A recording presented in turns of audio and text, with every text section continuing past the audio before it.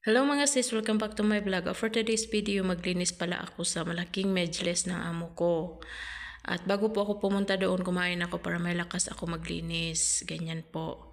At ngayon po, yan po yung medalya. Yan yung medalya natin mga OFW. Laban lang, ganun.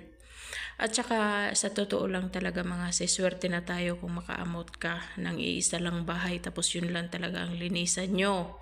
Swerte na kayo. Pero pag makaamo kayo ng dalawa ang bahay, tatlo ang bahay, tapos iba pa yung medless na parang bahay na rin dahil sobrang laki. Nako, sabi ko sa inyo, iwan ko kung magtagal ba kayo.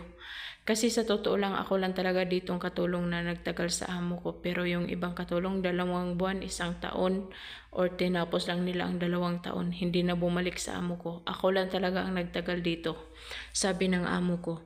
Kasi sa totoo lang, kahit malaki po yung tinatrabaho ko, malaki yung medless, malaki ang bahay ng amo ko, 2 yung bahay ng amo ko, pero nakayanan ko yan.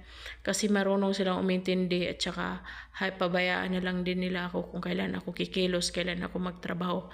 Kasi alam nila ang ugali ko kung ano po, kumbaga may kusa na kasi ako magtrabaho. At yan na nga mga sis, nilinisan ko dyan ang medless na. Yan po yung kainan ng mga amo ko may bisita. Nilinisan ko po yan mga sis kasi marami na pong anay. Iwan ko kung anong tawag dyan sa Bisaya. Basta, sa Tagalog, basta anay po yan sa Bisaya.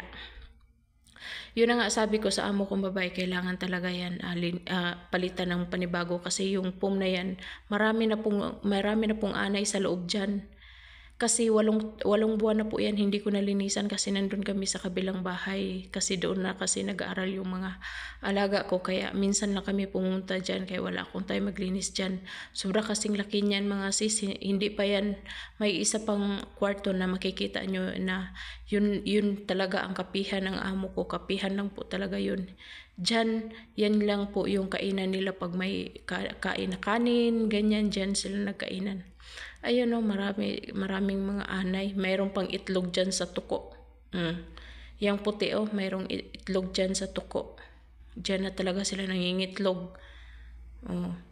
Tapos, yung kabilang kwarto, yun po talaga yung kapihan ng amo ko. Ayan po, binaliktad ko po lahat. Kaya, kayo, gusto kayong mag-abroad, isipin nyo muna na na kaya nyo magtrabaho, huwag kayong mag-isip na maliit lang ang bahay ng amo nyo kasi dito mga bahay dito malalaki. Yan po ganyan po kalaki yung yan po yung kapihan ng amo kong lalaki. Diyan po sila nagkakape or magmarites diyan po sila.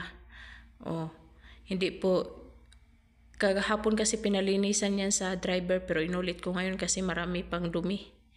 At yan lang mga sis. Thank you guys. Thank you for watching. Follow for more. Bye-bye.